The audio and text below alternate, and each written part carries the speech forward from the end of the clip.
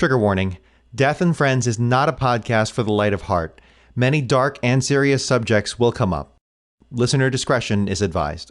Look, you guys, real talk for a second. This episode is going to be a huge bummer. The biggest. So we thought, instead of starting with a quote or something more sad, we'd open with a sort of joke.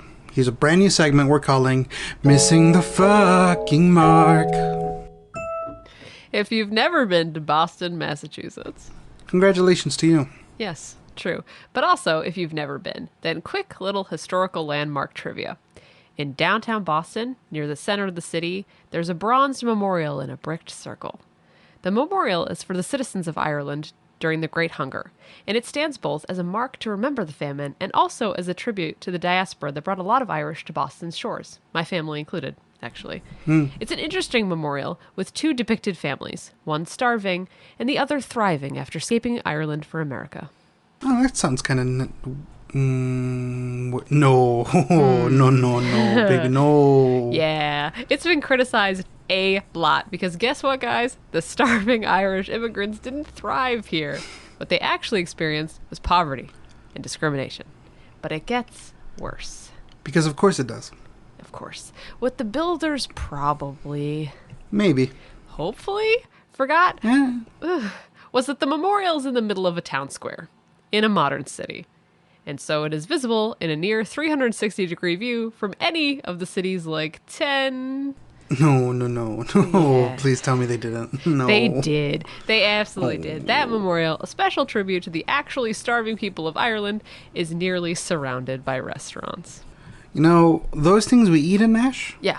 Those things. Yeah. The things we we're like, hey, instead of cooking at home, Yeah. let's go to this place. Yep. Nash, how in the actual fuck? I don't know exactly, but I imagine that the designers were finishing up selecting the site and the arrangement of the figures, and someone was just like, Jesus, I'm hungry. Are you hungry? I don't know why, but I'm suddenly just famished. Let's go to that Chipotle over there. And absolutely none of them gave it a second thought. Yikes. Yikes. Yickety yikes. And hey, look, you guys, surprisingly... Shockingly. Did you hear about this? Yeah. Ireland was not real fucking hyped about it. They were sure as shit not, yeah. But thankfully for Boston, I guess, probably not. But anyway, Ireland has bigger beef with another, somehow more fucking clueless nation, apparently run by supervillains, which brings us to today's episode, one part of a probably eons-long topic. Welcome to the British Empire on their absolutist bullshit, part 1. Alright, here we go. Death comes for us all. You might as well make it your friend. Your friend. With us on Death and Friends.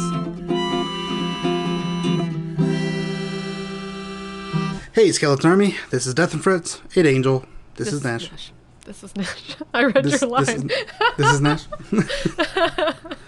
Well, Nash, let's start painting the picture. We're going to need this energy because this episode's going to be rough. Yeah. In order to properly cover this topic, we have to talk really quickly about Irish-Anglo relations. It's been in the news quite a bit lately because Brexit was and is the dumbest thing to happen to humanity since we let that random woman turn a nice painting of Jesus into a derpy potato person. And also because it's making an unholy mess of the Irish border. The fun thing about Brexit is that part of the Isle of Ireland, the northern part, conveniently called Northern Ireland, is a country that is part of the United Kingdom, and the remaining parts of the island, the Free Autonomous Republic part, is also conveniently named. Here, ready for this? Yes. The Republic of Ireland. What? Or just, here's a crazy one, Ireland. What? Honestly, and that part is the most functional member of the EU. Just the most. It's the weirdest. It's the weirdest. Ireland doing the most. On June 23rd, 2016, voters in the entire United Kingdom got together and decided, hey, what if we took a quick second and set in motion giving xenophobia a world stage? Boris Johnson seems like a neat dude that wouldn't lie to us, right? And they decided to leave the EU. The Leave campaigners got a lot of ground, saying shit like, Britain should be for the British, as if the British didn't spend the last... let me check my notes here. all of human history, making the entire globe British. Yes. Which brings us right to Ireland, actually. In 1997, then British PM Tony Blair issued an official public apology to the entire nation of Ireland for the Great Hunger. Nothing says, sorry guys, our bad, like a ribbon commemorating the time he killed a bunch of their own citizens. Yeah. And shockingly, well, not really, the former PM got a lot of shit for apologizing because, and this is a quote, accepting responsibility for the Great Hunger would continue the culture of Irish victimhood. No. But hey, that's just recent Irish Anglo history. In this podcast, we normally do not talk about modern stuff, partially because it's a history podcast, and partially because we do not like things that make us sad. That does say a lot about the things that actually make us sad. Yeah. Versus the other contents of this podcast. Not death, though, just No. capitalism. Mostly, yes. This is the key part of the story we're telling today, so we figured we'd mention it. But let us go way back before ye old St. Patrick got rid of all those snakes in Ireland. Actually, snakes have never been in Ireland. Unless Excuse me? they're metaphorical snakes, which case they never left. I'm sorry, Ireland doesn't have snakes? Is that an actual thing? Yeah, it's a real thing that Ireland does not have snakes. But think more like Ice Age reasons and fewer really aggressive guy who does not like snakes but does like religion reasons. But now I'm thinking there's definitely at least one snake on that island, like maybe in a zoo, like or as a pet. And now I'm wondering, Nash, I'm focus. wondering what the first snake on the entire island was thinking when he got there. Like, Nash, how did stop. this theoretical snake get into Ireland? Nash. Was the decision to Nash, re-snakeify please. Ireland taken lightly? Jesus Christ, Nash. I'm sorry. I'll Google it later. Okay, so, like most shit, this mess really starts with Henry El Ocho. Specifically, as the Irish poet Rafferty puts it, the bollocks of Henry VIII. His nuts. Yes, his nuts. Ye old royal nutsack. Yes, Henry the Ocho is the English king who is famous for having 6 wives and just raging fuckboy energy. Just huge. Holy shit. I wouldn't let her Irish at the end, it's fine. See, here's the thing.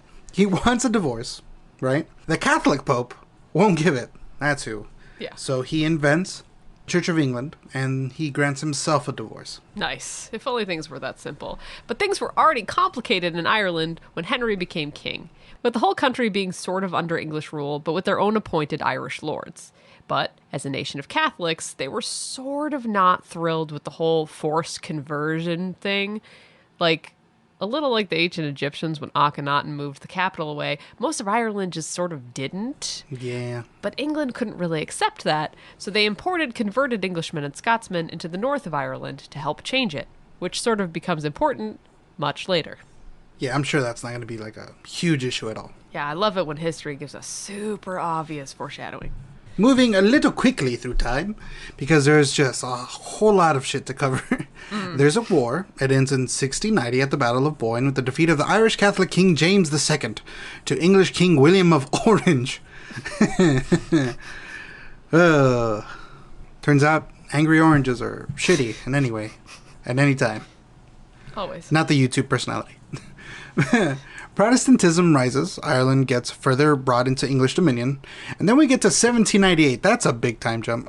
Yeah. Ireland is, I'm going to guess after 100 years, pretty over it. Over it. Yeah, they launch a full-scale rebellion to remove the English. But they are disconnected, and there's not a full union between Catholics and Protestants, and they get destroyed by an organized British army. Just destroyed. poopy. Yeah. Mm-hmm. After the uprising in 1800, Britain dismantles the Irish Parliament to bring them to heel. They become ruled directly from London with very little representation of their own. And this is of particular importance to today's topic, which is the famine in the 1840s. But to give a quick bit of context for what comes later in Irish-Anglo relations, there's an armed uprising in Easter week 1916, Ireland taking advantage of the UK fighting in World War I to bid for their own freedom. If you're going to do it, what a time. Just wait for them to be busy doing other shit. I mean, it's historically, it's not a great look. Okay? No. But then again, all of the UK's history is historically not a good look. I understand it, guys, but probably this wasn't the war to be like, we're neutral. Is this the world is at war? Yeah. Little do the English know. Pass. Although I do get hating someone that much. Oh, 100%. Yeah. So begins the Irish Republican Brotherhood, the IRB, which would ultimately become the IRA, who everybody knows. Yes, which would eventually become the IRS. Oh, God. The 1980s pro wrestler who used to tag team with the $1 Million Man, Ted DiBiase. Perfect. Thank you so much, everybody, for listening to Random Wrestling Facts with Angel. Woo! There's no jingle for that.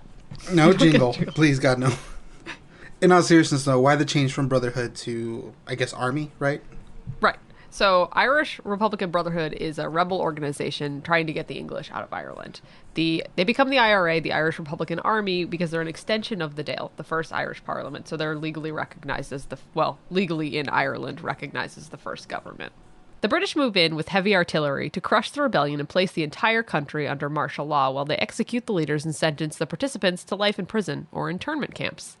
Their response to this is so brutal and violent that it actually changes the tide in Ireland. Where before the rebels fighting for independence were in the minority, the vote after the uprising leads to the creation of Sinn Féin, the political party fighting for a free Irish republic, and ultimately the creation of the aforementioned Dáil, the Irish Parliament, which was technically illegal and not recognized in Britain, but was a key move in the fight for Irish independence. Sinn Féin, together with the IRA, fight against the British until the Anglo-Irish Treaty is ratified in 1922. 1922. Industry is born in the Americas. And bread. I'm out of jokes. And Howard Carter and Lord Carnarvon are just getting it up. Howard Carter and Lord Carnarvon are found sodomizing each other inside a cave in Egypt. Jesus Christ. Too much? You know. Too much. Listen to the King Tut episode. Yeah, you're going to have to now. The Anglo-Irish Treaty creates the 26 counties of the Republic of Ireland, in Irish, Poblacht na hÉireann. And that leaves the 6 counties in the north in the UK to become Northern Ireland, which is known as... In Irish, Tuaisceart Éireann. That's not quite the end of the violence, though, as the IRA, and to some extent Sinn Féin, continue fighting at the Northern Irish border for a full and united Ireland until the Good Friday Agreement of 1998. We will talk a little bit more about this part later. But Jesus, that's a lot of shit. Yeah, it's about to get so much worse, dude. Oh, great. Yeah. Oh, that's just wonderful. That's just exactly what I wanted to hear. Right? So the famine we're talking about today is one of the worst ones in Irish history. But the 19th century is literally full of them for the Irish. For this episode, we will refer to this one as the famine, with capital letters. But in Ireland, this period, 1845 to 1852, is usually called the Great Hunger, or, in Irish, An Gortamór, or, referring specifically to the year 1847, An Driscoll, which means the bad times. Yes, but we call it the famine because of, get ready for this? Yes. Colonialism. Chef's kiss shit. In order for it to technically be a famine, it's a crop failure. That is, there's not enough food to feed the people. And even though there was a crop failure, the potato, there was actually plenty of food grown and raised on the island to feed the Irish. It just didn't belong to them. On their own land, by the way. Yeah. Welcome to the British Empire on their absolutist bullshit. Singing is my thing. How dare you? I know. That was the first time I sang on this podcast. I'm Wild. proud of you. Okay, so, get this. In this period, most of the Irish are tenants to land-holding British folk. They pay some rent, some of them are farmers, but the land isn't theirs, and neither are the products. So most of them grow the easiest, quickest thing to grow in their small lots. That is the potato. I just think they're neat. Yeah. See, the cool thing about potatoes is that they are super nutritionally dense, with lots of vitamins and minerals. You can actually live off of them. And that's essentially what the Irish did to this point. There's a fun little saying that comes out of Ireland around this time about how fast potatoes grow, and it's down for Paddy, up for Billy, meaning you can plant the seed for St. Patrick's Day in March, and they're ready to eat by the 12th, the Northern Irish celebration of William of Orange in July. So, the potato isn't even native to Ireland. It gets introduced in the late 16th century and isn't that popular at first. But botanists get to work and create the potato, which becomes known as the Irish lumper. Just an appetizing name. It's hardier and easier to grow. And it doesn't take long for it to become a staple food, especially in rural and impoverished areas. What's so funny? Just so lumpy. It's Lumpy Space Princess. Just lumpy. Yeah, they would pick up the potato, like, oh, what a wonderful potato. And it's like, look at my lumps. My lovely tater lumps.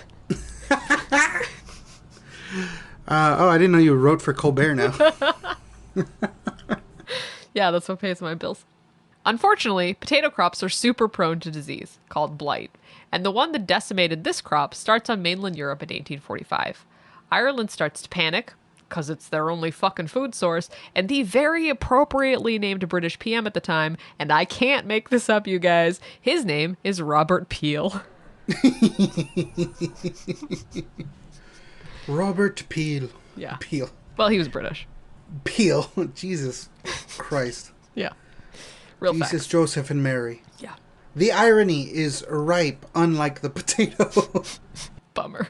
Ugh. Anyway, he hears about the blight, and his official, super terrible response is, and this is a quote, "The Irish are prone to exaggerating." And Robert Peel is prone to drinking dumb bitch juice. Yeah.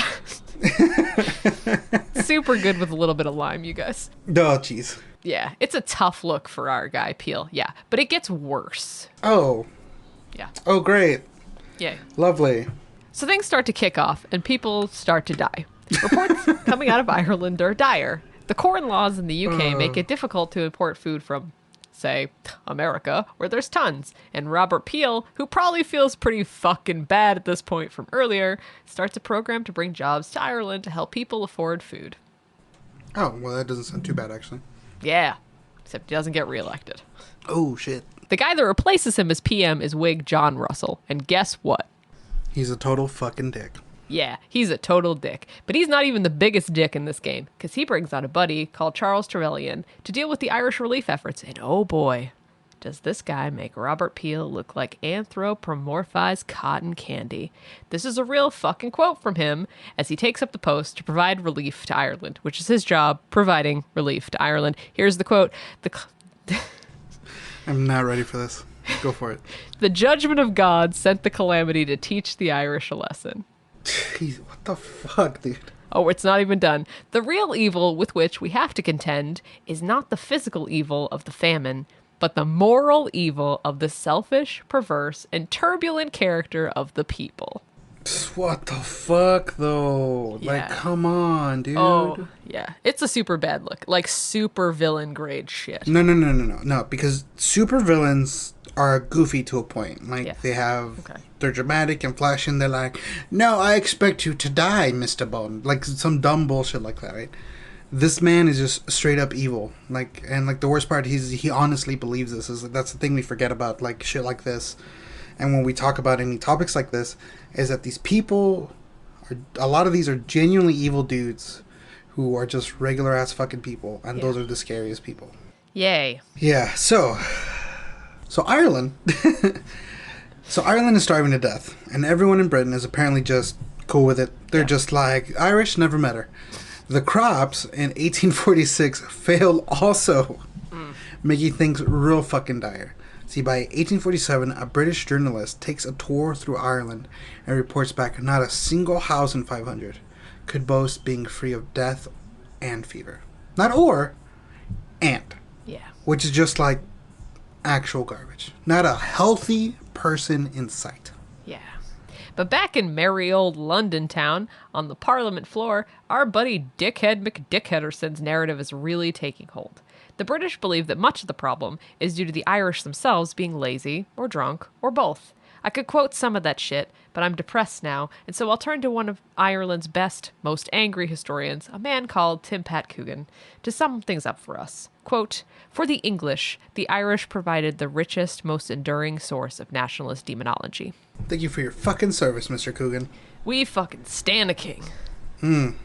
Let's fast forward again. We're in 1847 now. A year so bad that it's usually referred to as its own Black 47. The soup kitchens are overwhelmed trying to feed people, with some of them getting actually the fucking impossible task of feeding 10,000 people. 10,000. 10,000. Britain did not organize or fully support them either, so it's just like a hot-ass mess. Stories around bureaucracy and government red tape at these things are rampant. The other options, if you were a starving Irish family and couldn't get access to soup kitchens, were two other very shite choices. Workhouses, which were draconian and rigid, And workhouses were meant to be demoralizing and joyless so that no one got too comfortable in their poverty, which is just like a trash Victorian ideology. Man, it's like it still exists. Yeah. So the choice was that or actual prison, which most preferred to the workhouses, which, let me reiterate, is actual goddamn prison. Wow, no modern day parallels here. The last option, and this is true and awful, was to wait out your landlord to want to kick you and your family out. Because the landlords really wanted to evict their unpaying, starving tenants at this point. Like, they really wanted that land back so they could have people either paying rent or using the property to grow more crops or raise more animals that could be exported to Britain so they could make more money. Again, this has no parallels to the pandemic America at all. Landlords are great now.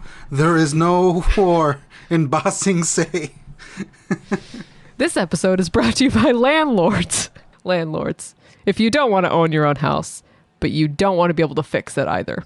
Oh. So some landlords would pay for their tenants to get passage to America. Oh, that actually sounds kind of nice. Oh, no. No, it isn't. You see, they'd pay just enough for passage in what became known as coffin ships. Okay, aside from sounding cool as hell, sounds not nice. Yeah, not nice. Definitely not nice. The ships were packed in with other sick and starving people. Many of those people died on the sea voyage to America, or, if they lived, they were just dropped off on an American street to die there instead.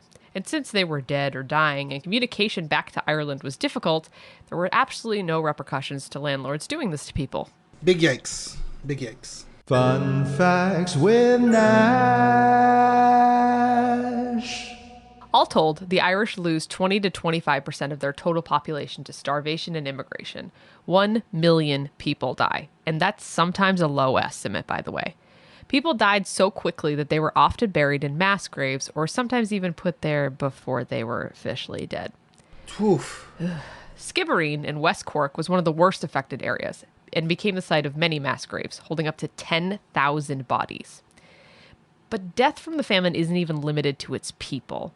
One of the other victims of this humanitarian crisis was Gaeilge, the Irish language. Pre-famine times, roughly half of the island were fluent in and used Gaeilge in their daily lives. But by 1900, only 15% of Ireland used it. And it has continued to be on the decline. At the 2016 Irish census, only 4.2% of Ireland used Irish on a daily basis. So, just to sum it up, 1 million deaths, a bunch of mass graves, about 2 million immigrations, and a very nearly dead native language. All for colonialism and for-profit governments. Oof. That's a lot, man. So does it surprise you that England officially apologized? It actually does. It really does. Probably would have been nicer if it was like a year or two after they lost 1 million of their fucking citizens. But what can you do? When was this again?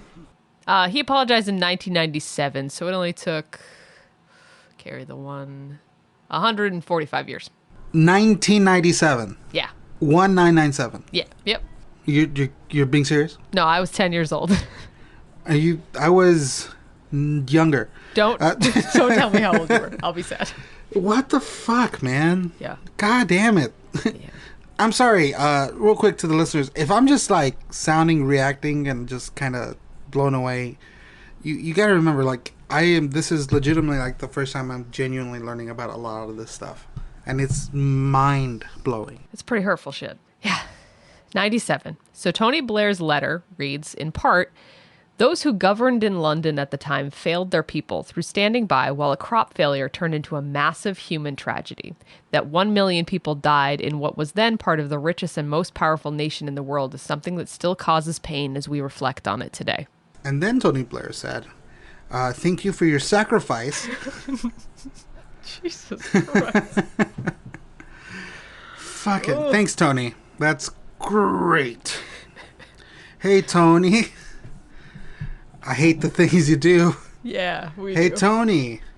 Fuck yourself. Just fuck you. Well, let's keep depressing ourselves because it's time for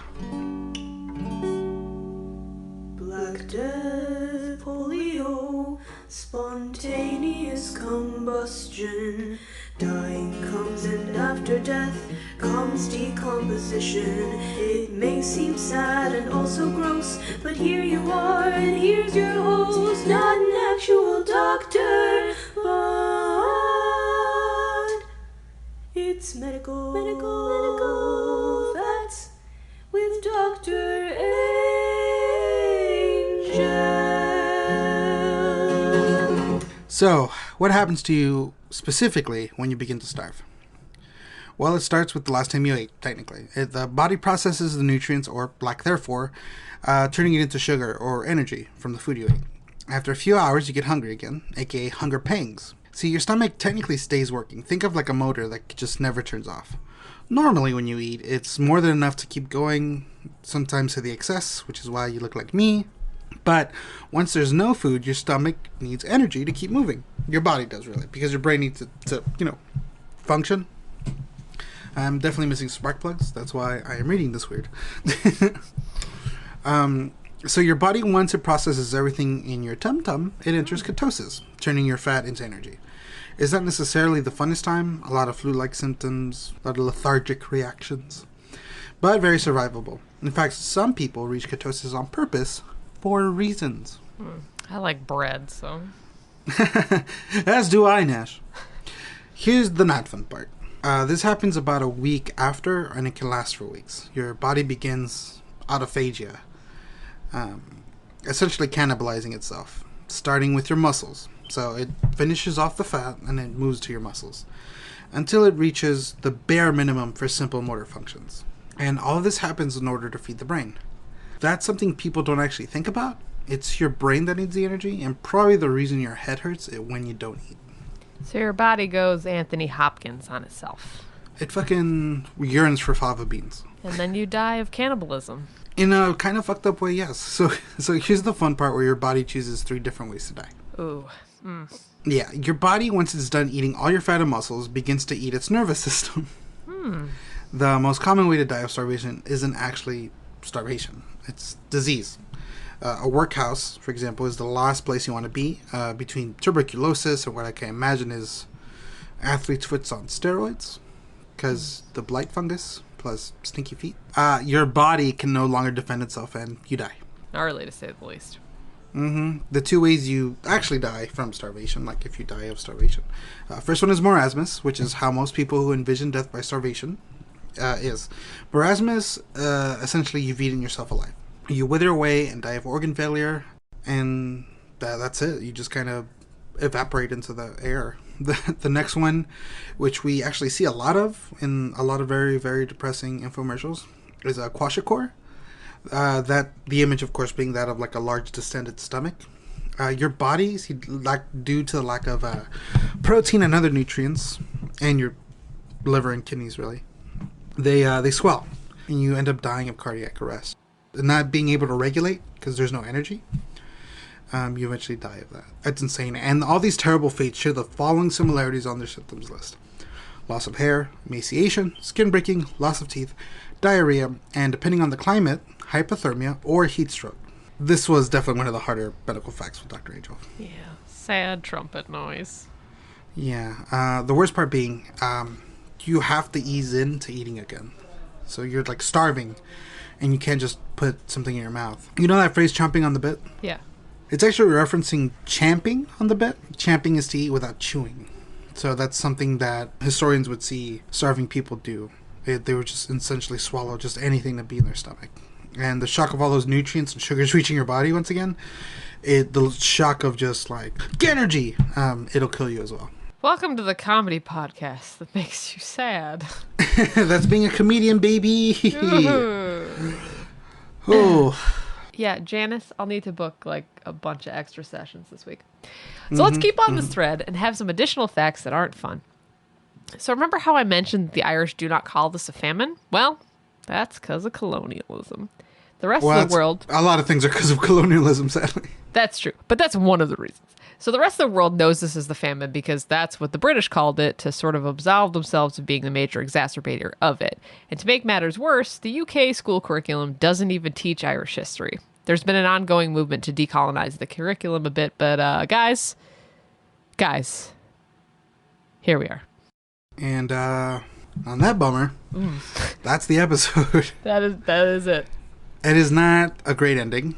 And, oof. Remember, the Tut's penis is still missing. Oh, that's right. Tut's penis still at large. Still we gotta at large. find it. Send any tips to McGruff the Crime Dog, Chicago, Illinois, 60652. Take a bite out of crime. Nope, that phrase is insensitive. So people can't eat. Oh, man. Probably also copyrighted. But thanks so much, everybody, for listening. Remember to subscribe on iTunes and Spotify. I can't believe I'm going straight into plugs. Hey, guys, ready to be super depressed? We didn't end this one on a super strong joke, so here's us laughing like sad people for 20 minutes. Right.